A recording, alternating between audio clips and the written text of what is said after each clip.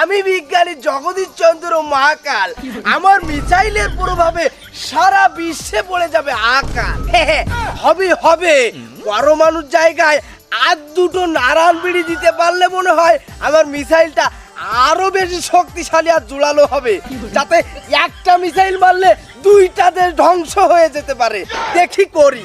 ওহে বিজ্ঞানী, আমি নাতার টিভি থেকে রিপোর্টার ভাতার বলতেছি।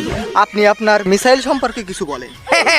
কি বলবো আর রিপোর্টার, নিজের গুণ তো আর নিজে গাওয়া যায় না। তবে সরকার থেকে যদি আমাকে 2 মেট্রিক টন নারায়ণ বিড়ির ব্যবস্থা করে দিত, তাহলে মনে হয় আমি সারা বিশ্বে সারা জায়গাতে পারতাম।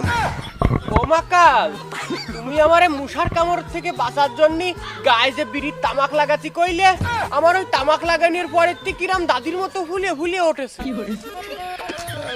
ওরে আমার বউ গুলাপি, আমি একজন বিজ্ঞানী। তোমারে তালি মুসা ভিতর দিয়ে কামড়াচ্ছে, ভাত দিয়ে না। ওমাকাল, আমি তো বুঝতে পারতেছি না আমার ভিতরে মুসা ঢুকতেছে কম।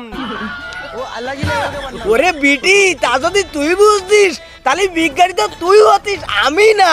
তোর মুসা ঢুকা জায়গা কি কম? মাতারি গো ভাই।